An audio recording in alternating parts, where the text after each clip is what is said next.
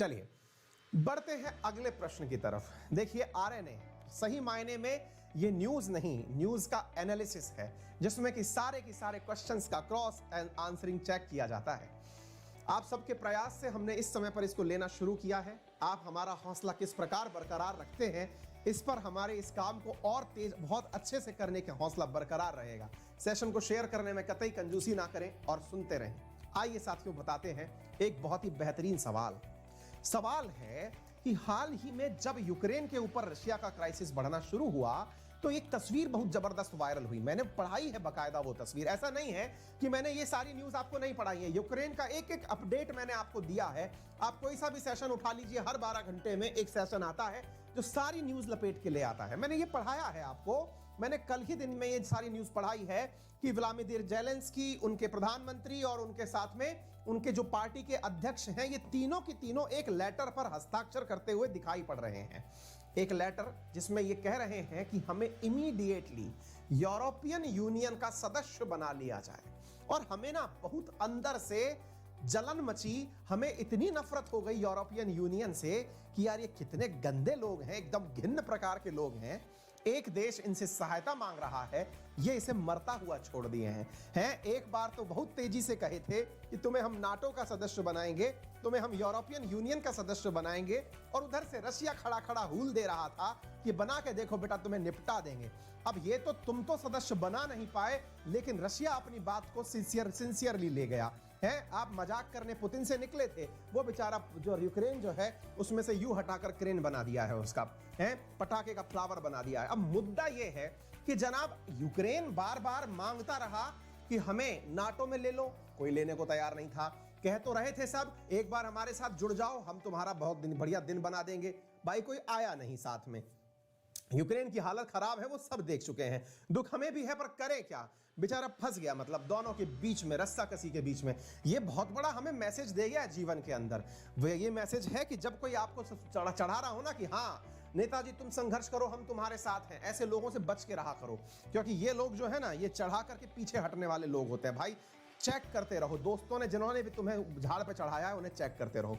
पर jokes apart, sincerely यदि एक बात सोचा जाए तो सोचो कि यूक्रेन ने अपने द्वारा एप्लीकेशन भेजा यूरोपियन यूनियन को, क्या सेवा में श्रीमान यूरोपियन यूनियन आप हमें अपनी सदस्यता दिलवा दीजिए। आपके मन में आया होगा कि कम से कम नाटो का सदस्य नहीं बनाया तो यूरोपियन यूनियन का तो सदस्य बना लो है। फिर आप अचानक एक न्यूज सुनते हैं, हालांकि किसी ने उसको इतना ब्रॉडली कवर नहीं किया, न्यूज ये कि यूरोपियन यूनियन विचार करेगा कि उसको सदस्य बनाए कि नहीं बनाए।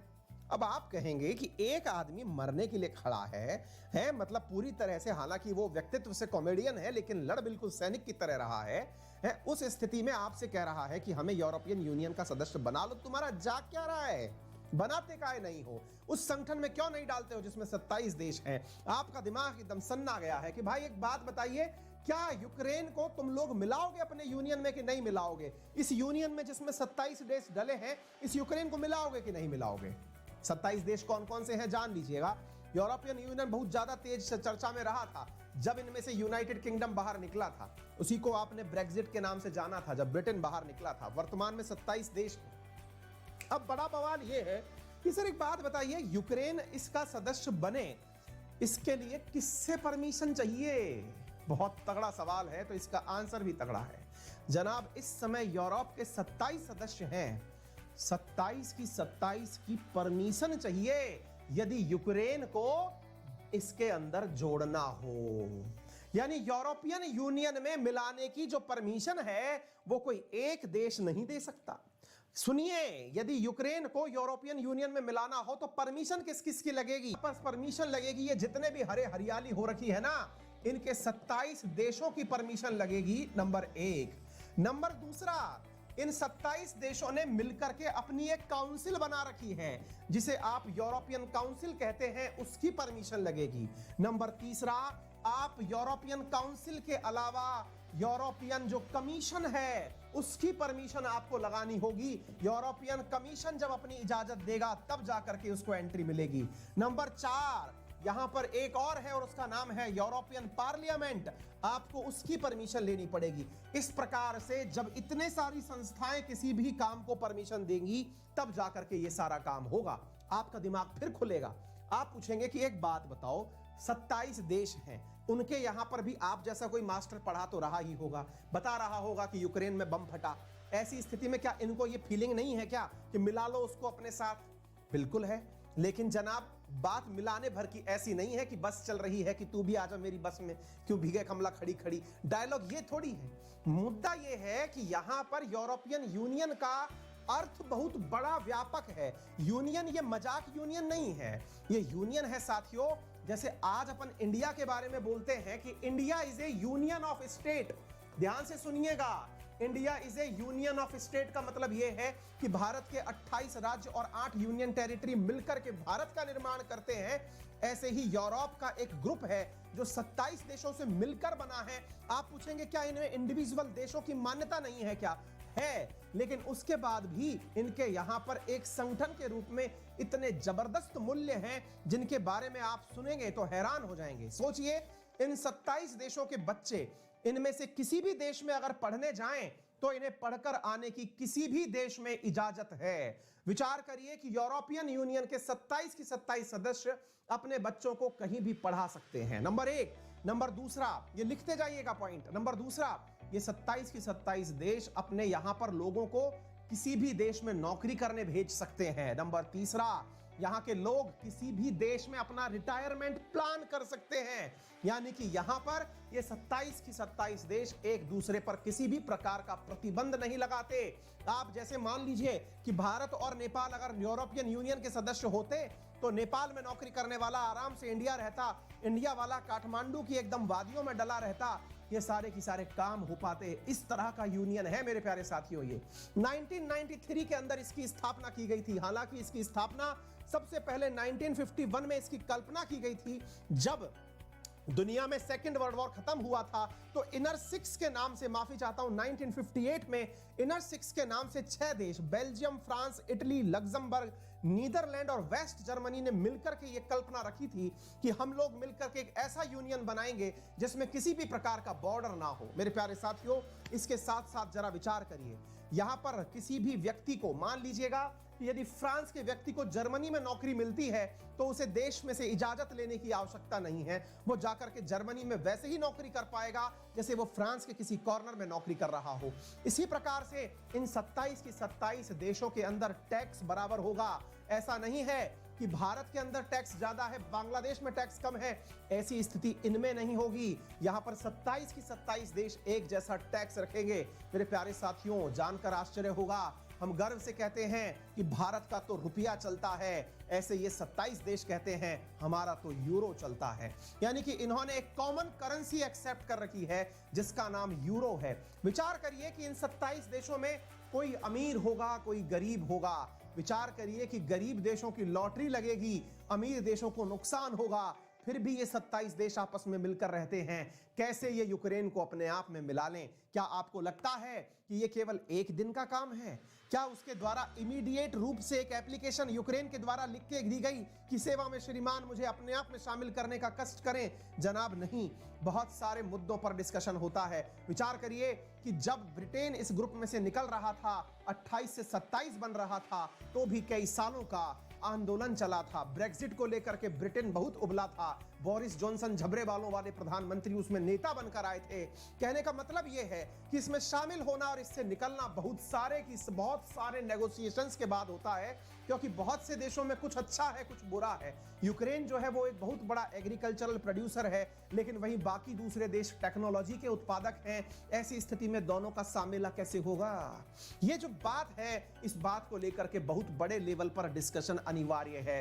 ये इमीडिएट लेवल पर नहीं होगा। फिर आप पूछेंगे, सर ये तो बिल्कुल वैसी बात हुई कि यूक्रेन को 1991 में देश बनाया गया था, अपनी आजादी के 30 साल बना चुका है, अब जाकर याद आया इसे, हैं? जब बम फटा तब जाकर के भागा है।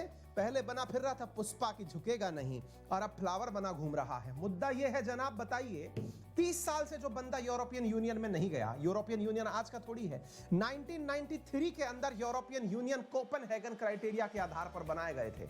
सवाल यह है सर कि जब 1993 के अंदर यह बन चुका था, तो फिर यूक्रेन जो कि 1991 में ही देश बन गया था, आज तक शामिल काहे नहीं हुआ?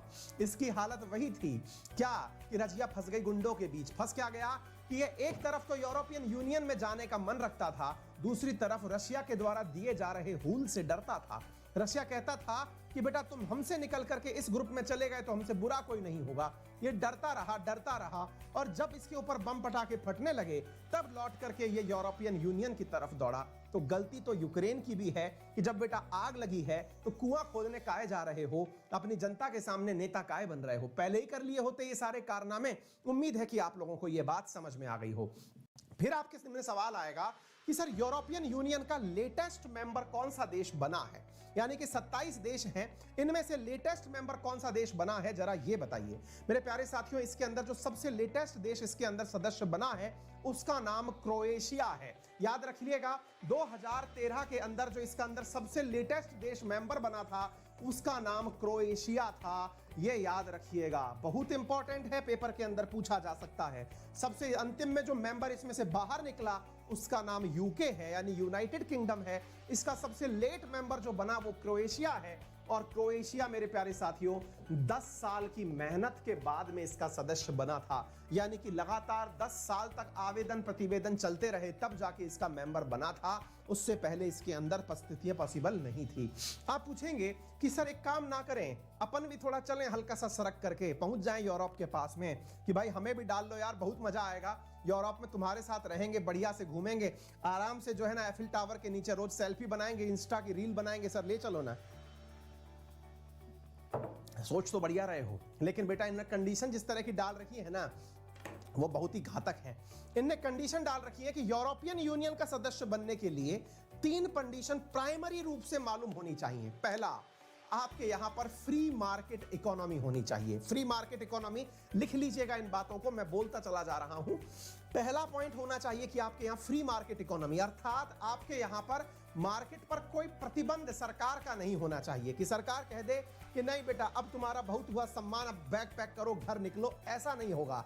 यहां पर सरकार नहीं, कंपनियां डिसाइड करेंगी कि उन्हें कौन सी जगह लगना है। मार्केट पूरी तरह ओपन होना चाहिए, नंबर 1 बात। दूसरी इंपॉर्टेंट बात, लंबे समय से यहां की डेमोक्रेसी स्टेबल होनी चाहिए, यानी जनता का शासन जनता के द्वारा जनता के लिए होना चाहिए। बार बार सत्ता परिवर्तन और आंदोलन जैसी चीजें देश में नहीं होनी चाहिए। नंबर 3, ऐसे सदस्यों का मेंबर बनने के लिए रूल ऑफ लॉ होना चाहिए, यानी देश के अंदर कानून का शासन होना चाहिए। आप लोग कहेंगे सर ये तो हम अपने आर्टिकल नंबर 14 में लिख के रखे हुए हैं कि इक्वलिटी बिफोर लॉ और रूल ऑफ लॉ, ये तो सब है हमारे यहाँ पर। लिखने से नहीं होता, लिखने को तो हमने पता नहीं क्या क्या लिख रखा है। कई जगह लिखा होता है कि दीवारों पर नाम होते हैं, लेकिन उसके बावजूद भी वहां पर लोग जो है वो पिकासो बन जाते हैं पेशाब घर के।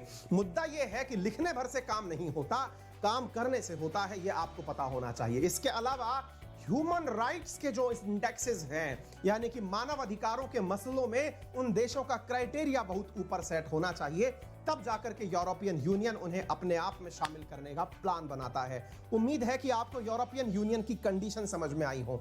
सर ये कंडीशन लिखी कहां है? बेटा ये लिखी हुई है कोपेनहेगन क्राइटेरिया, जिसके अंदर से ये डिसाइड किया जाता है कि किसी को यदि सदस्य बनाना हो तो उसे सदस्य बनाने के लिए क्या क्या जरूरी होगा। तो मेंबरशिप का जो क्राइटेरिया मैंने आपको बांच कर सुनाया, वो क्राइटेरिया लिखा हुआ है कोपेनहेगन क्राइटेरिया के अंदर, जो आप लोगों को यहां पर जो है लिखा हुआ दिखाई दे रहा है। 1993 के अंदर आर्टिकल नंबर 49 maastricht ट्रीटी में यह डिसाइड किया गया कि principle of liberty, democracy, respect for human right and fundamental freedom, rule of law follow करने वाले लोग ही यूरोपियन यूनियन को ज्वाइन कर सकते हैं। यह maastricht ट्रीटी में डिसाइड किया गया। इससे पहले कोपेनहेगन 1993 के अंदर क्राइटेरियाज डिसाइड किए गए, यानी यूरोपियन यूनियन का सदस्य बनने के लिए आपको कोपेनहेगन 1993 और maastricht आर्टिकल 49 फॉलो करना अनिवार्य है, तभी जाकर के आप इसके सदस्य बन सकते हैं। ये सारी जानकारियां मैंने आप लोगों को दे दी हैं। उम्मीद है आपको ये सारी बातें समझ में आ गई हो। कि 1991 की maastricht ट्रीटी और कोपेनहेगन एग्रीमेंट के बाद ही कोई देश यूरोपियन यूनियन का मेंबर बन सकता है। जानकारियां समझ में आ रही हो तो चैनल को लाइक करना बिल्कुल ना भूलें। चैनल पर नए हैं तो अभी से सब्सक्राइब कर लें और इस